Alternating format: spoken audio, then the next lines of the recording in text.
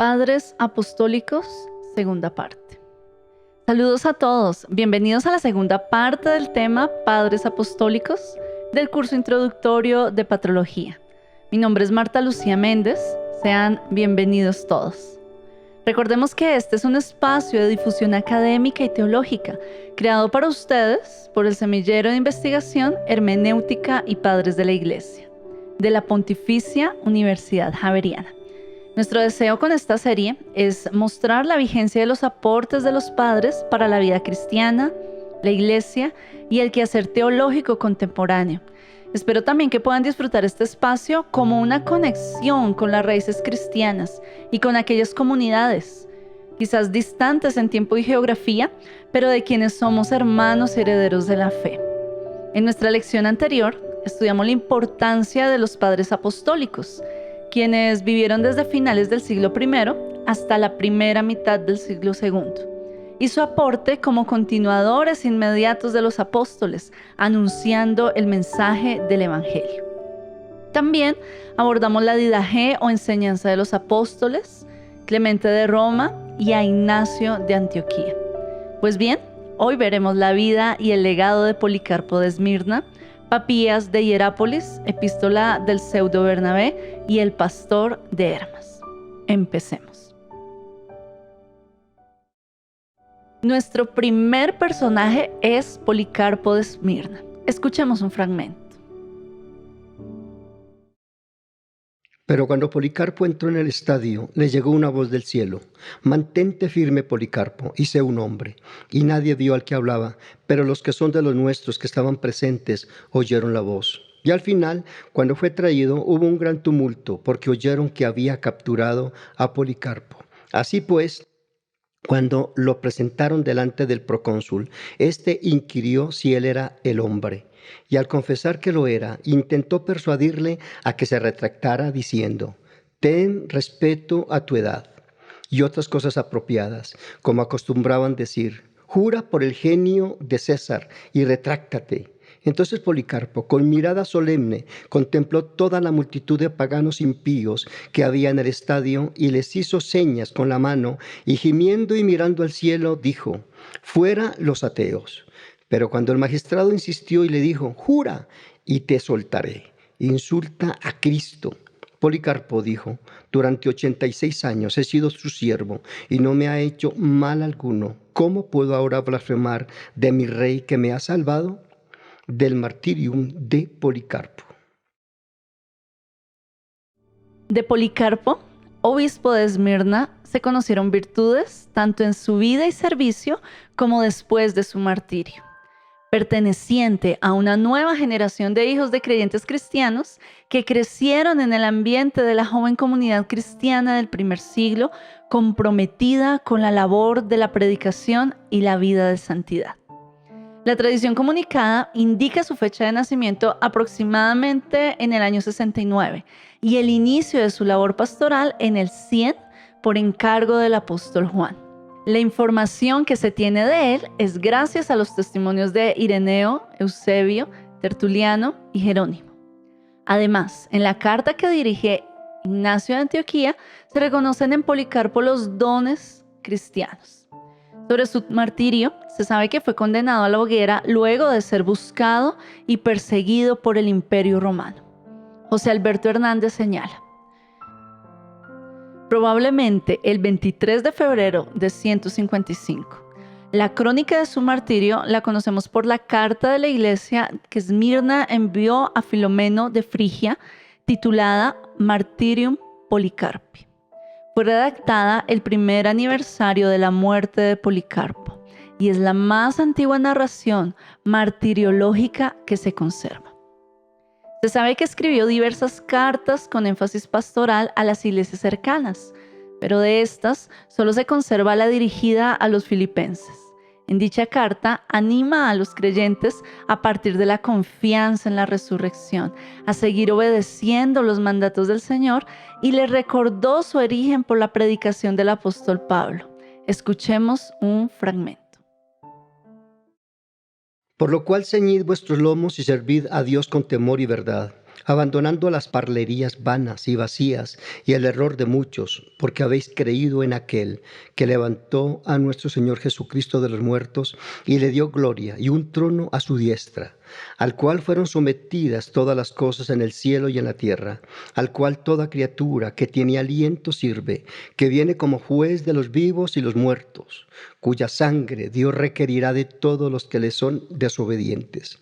Ahora bien, el que le levantó a él de los muertos, nos levantará también a nosotros, si hacemos su voluntad y andamos en sus mandamientos y amamos las cosas que él amó, absteniéndonos de toda injusticia, codicia, amor al dinero, hablar con malicia, falso testimonio, no devolviendo mal por mal, o burlas por burlas, o golpe por golpe, o maldición por maldición, sino recordando las palabras que dijo el Señor cuando enseñó: no juzguéis, para que no seáis juzgados, perdonad y seréis perdonados.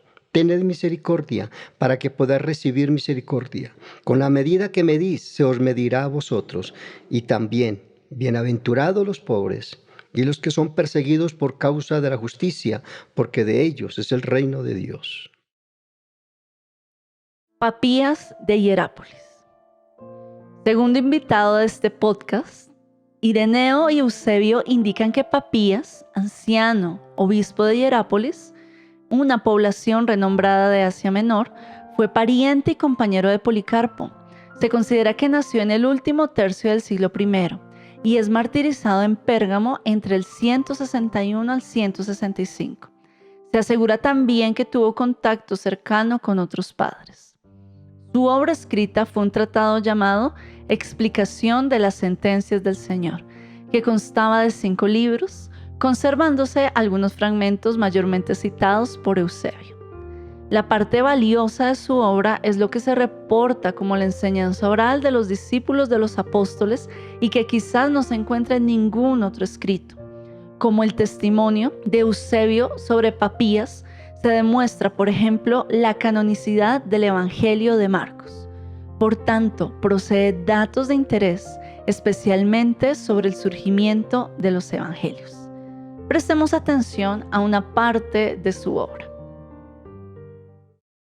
No pesará escribir con nuestras interpretaciones las cosas que en otro tiempo aprendí de los más antiguos y encomendé a la memoria para que se afirme la verdad de las mismas con nuestra aserción.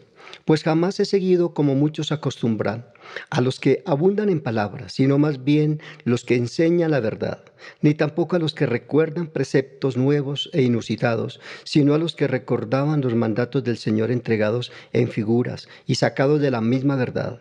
Porque si entre tanto me salía al encuentro alguno que había tratado con los ancianos, le preguntaba curiosamente cuáles fueran los dichos de los ancianos.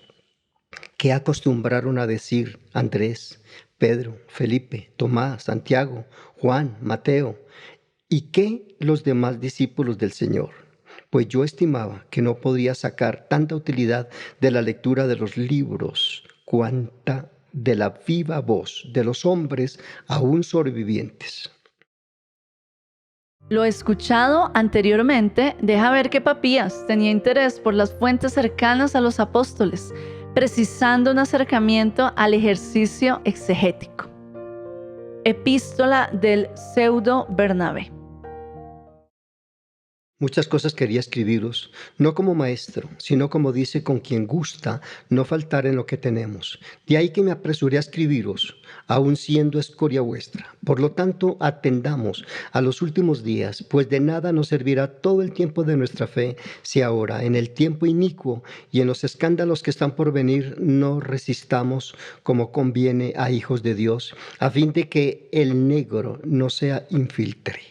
Huyamos de toda vanidad. Odiemos absolutamente las obras del mal camino. No viváis solitarios, replegados en vosotros mismos, como si ya estuvierais justificados, sino reuniéndoos en un mismo lugar. Inquirid juntos lo que a todos en común conviene. Porque dice la Escritura, hay de los prudentes para sí mismos y de los sabios ante sí mismos. Hagámonos espirituales. Hagámonos templo perfecto para Dios. En cuanto esté en nuestra mano, meditemos el temor de Dios y luchemos por guardar sus mandamientos, a fin de regocijarnos en sus justificaciones. El Señor juzgará al mundo sin acepción de personas. Cada uno recibirá conforme obró. Si el hombre fue bueno, su justicia marchará delante de él. Si fue malvado, la paga de su maldad irá también delante de él. Recordémoslo, no sea que echándonos a descansar como llamados, nos durmamos en nuestros pecados y el príncipe malo, tomando poder sobre nosotros, nos empuje lejos del reino del Señor. Además, hermanos míos, considerad este punto. Cuando estáis viendo que después de tantos signos y prodigios sucedidos en medio de Israel y que, sin embargo, han sido de este modo abandonados, andemos alerta, no sea que, como está escrito, nos encontremos muchos llamados y pocos escogidos. La epístola del pseudo Bernabé se trata de un documento entre el 117 al 138, elaborado por un autor anónimo y atribuido literalmente a Bernabé, compañero de misión del apóstol Pablo. Hernández explica que este hecho se dio de la siguiente manera. En los primeros años del cristianismo era común tener una gran estimación por los personajes reportados en la revelación neotestamentaria. El autor presenta, bajo la estructura de una carta de 21 capítulos, una síntesis doctrinal de la teología paulina. Por tanto, es de carácter apologético-catequético. Se pueden encontrar temas como la preexistencia de Cristo, explicación bautismal e insistencia en la celebración litúrgica del domingo por ser el día de la resurrección. El autor se preocupa por atender los siguientes interrogantes. ¿Cómo deben los cristianos interpretar las Sagradas Escrituras?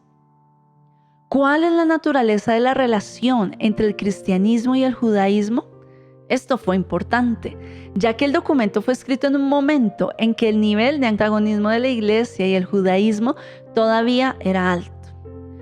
Su autor estaba preocupado por demostrar que la muerte de Cristo en la cruz es un sacrificio que cumple un plan establecido en el Antiguo Testamento.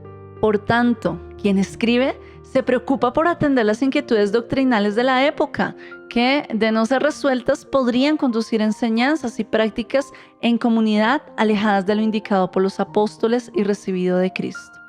Aunque es doctrinal, el autor no deja a un lado la oración a Dios, para que los lectores sean bendecidos con sabiduría, inteligencia, ciencia, conocimiento y paciencia. El pastor de Hermas. El pastor es un documento perteneciente al grupo de los Apocalipsis apócrifos cristianos, que se ha constituido en uno de los más interesantes e instructivos de la literatura cristiana primitiva, del que se conservan 3 manuscritos griegos, una versión etíope y 2 versiones latinas antiguas, probablemente del siglo II. El autor se presenta como Hermas, quien escribe el relato de las revelaciones recibidas por medio de un ángel llamado Pastor. El lugar y fecha de redacción se acepta que fue en Roma a mediados del siglo II.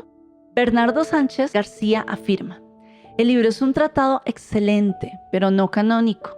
Así opinan Eusebio y Atanasio. Para otros, como Ireneo, Tertuliano, Clemente de Alejandría y Orígenes, se trata de un libro inspirado por Dios. Por eso lo copiaron en los manuscritos de la Biblia a continuación del Nuevo Testamento. Pero el prestigio primitivo no pasó del siglo IV. Jerónimo dice que en el año 392 el pastor no era reconocido en Occidente. En Oriente fue poco a poco relegado al olvido. Finalmente, el decreto de Gelasio, en el 496, lo incluyó entre los apócrifos. El estilo es versátil. Además expresa espontaneidad, sensibilidad, originalidad y alegría. Su obra fue generalmente aceptada y reconocido como el fruto de un alma recta y un corazón compasivo, con la finalidad de conducir a los pecadores al arrepentimiento. En general, la obra se divide en 2 secciones. Según la persona que instruye a Hermas, está la parte principal, visiones del capítulo 1 al 4. Presenta la aparición de una mujer anciana y decaída que se irá transformando en joven y agraciada. Esta mujer es la Iglesia. A partir de la 5ª visión, el personaje que irá hasta el final del escrito será Pastor, el ángel del arrepentimiento y quien dicta los mandamientos y semejanzas. Analicemos el siguiente fragmento que puede llegar también a tocar nuestra interioridad. ¿No te parece, me dijo el pastor, que el mismo arrepentirse es una especie de sabiduría? Sí, dijo. El arrepentirse es una sabiduría grande, porque el pecador se da cuenta de que hizo mal delante del Señor y penetra en su corazón el sentimiento de la obra que hizo, en lo que se arrepiente y ya no vuelve a orar el mal, sino que se pone a practicar toda suerte de bien y humilla y atormenta su alma por haber pecado. Ya ves, pues, cómo el arrepentimiento es una gran sabiduría.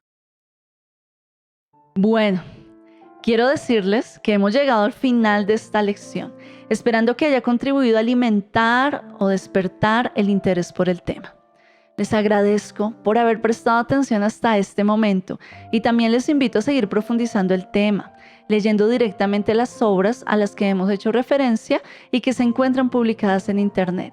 Además, continuaremos con nuestro curso introductorio de patrología, pues nuestro siguiente tema lleva como título Martirio.